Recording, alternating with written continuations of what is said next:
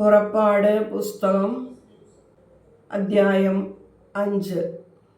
ദൈവമേ, നിന്റെ വേദപ്രമാണത്തിൽ അടങ്ങിയിരിക്കുന്ന അത്ഭുത കാര്യങ്ങളെ കാണുവാൻ എൻ്റെ ഉൾക്കണ്ണുകളെ പ്രകാശിപ്പിക്കണമേ. ആമീൻ.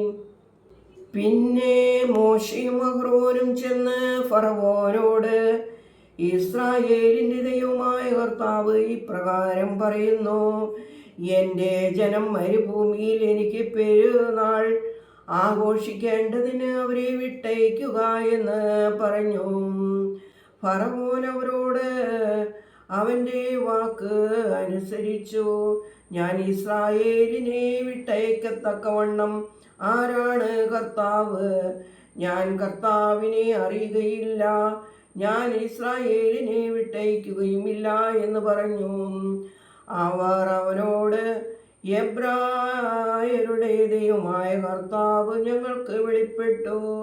കർത്താവ് വാളുകൊണ്ടോ മഹാമാരി കൊണ്ടോ ഞങ്ങളെ എതിരിടാതിരിക്കേണ്ടതിന് ഞങ്ങൾ മരുഭൂമിയിൽ 3 ദിവസത്തെ വഴി പോയി കർത്താവിന് യാഗം കഴിക്കട്ടെ എന്ന് പറഞ്ഞു. മിസ്രയീം രാജാവ് അവരോട്, മോശയെ, അഹറോനെ, നിങ്ങൾ ജനത്തെ അവരുടെ വേലയിൽ നിന്ന് മാറ്റി നിർത്തുന്നത് എന്ത്? നിങ്ങളുടെ ദാസ്യവേലയ്ക്ക് പോകുവിൻ എന്ന് പറഞ്ഞു. ഫറവോൻ അവരോട് തുടർന്ന് പറഞ്ഞു, ഇപ്പോൾ ദേശത്ത് ജനം വളരെയാകുന്നു. നിങ്ങൾ അവരെ അവരുടെ വേലയിൽ നിന്ന് മാറ്റി നിർത്തുന്നു. അന്ന് തന്നെ ഫറവോൻ ജനത്തിൻ്റെ മേൽവിചാരകന്മാരോടും തൻ്റെ കണക്കെഴുത്തുകാരോടും കൽപ്പിച്ചു പറഞ്ഞത്, ഇന്നലെയും മിനിഞ്ഞാന്നും ചെയ്തു വന്നതുപോലെ ഇഷ്ടിക ഉണ്ടാക്കുവാൻ ജനത്തിന് വൈക്കോൽ കൊടുക്കരുത്. അവർ തന്നെ പോയി വൈക്കോൽ ശേഖരിക്കട്ടെ. ഇന്നലെയും മിനിഞ്ഞാന്നും ഉണ്ടാക്കിക്കൊണ്ടിരുന്ന ഇഷ്ടികയുടെ എണ്ണം തന്നെ അവരുടെ മേൽ ചുമത്തേണം, അതിലൊട്ടും കുറയ്ക്കരുത്. എന്തെന്നാൽ അവർ മടിയന്മാരാണ്. അതുകൊണ്ടത്രേ ഞങ്ങൾ പോയി ഞങ്ങളുടെ ദൈവത്തിന് യാഗം കഴിക്കട്ടെ എന്ന് അവർ പരാതിപ്പെട്ട് പറയുന്നത്. അവരുടെ വേല കഠിനമാക്കുക.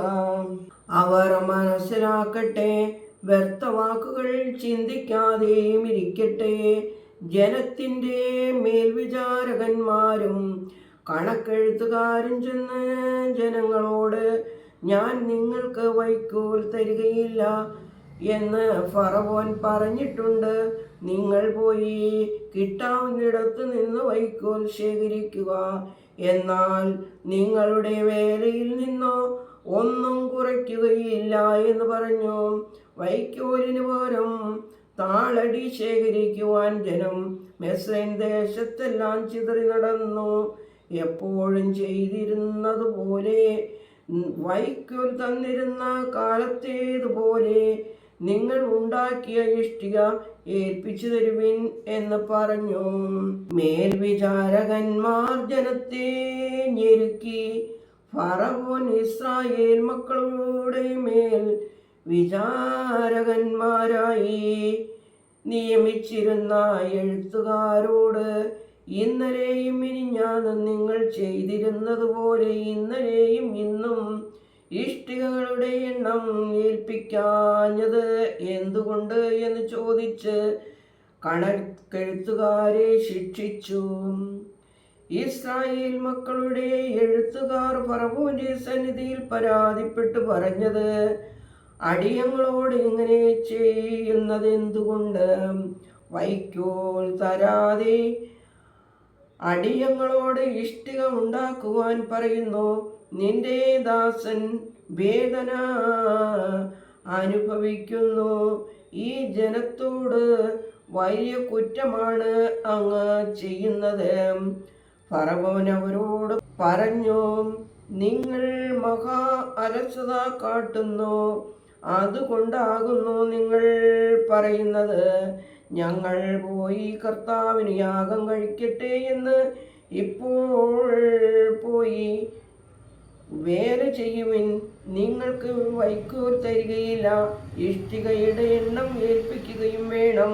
പ്രതിദിനമുള്ള ഇഷ്ടികയിൽ കുറവ് വരുത്തിക്കൂടാ എന്ന് തങ്ങളോട് പറഞ്ഞത് ദോഷകരമാണെന്ന് ഇസ്രായേൽ മക്കളുടെ എഴുത്തുകാർ മനസ്സിലാക്കി. അവർ ഫറവോന്റെ സന്നിധിയിൽ നിന്ന് പുറപ്പെട്ടപ്പോൾ തങ്ങൾക്ക് നേരെ നിൽക്കുന്ന മോശയെയും അഹ്റോനെയും കണ്ടുമുട്ടി.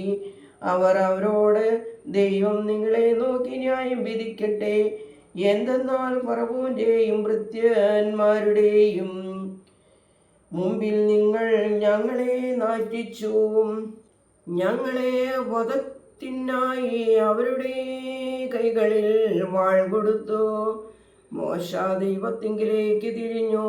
എൻ്റെ കർത്താവേ, നീ ഈ ജനത്തിന് ദോഷം ചെയ്തതെന്തിന്?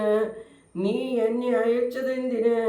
ഞാൻ ഫറവോന്റെ അടുക്കൽ വന്നു നിന്റെ നാമത്തിൽ സംസാരിച്ച നാഴിക മുതൽ അവൻ ഈ ജനത്തോട് ദോഷം ചെയ്യുന്നു. നിന്റെ ജനത്തെ നീ രക്ഷിച്ചുമില്ല. ദൈവമേ, സ്തുതി നിനക്ക് യോഗ്യമാകുന്നു. പാർക്കുമോ.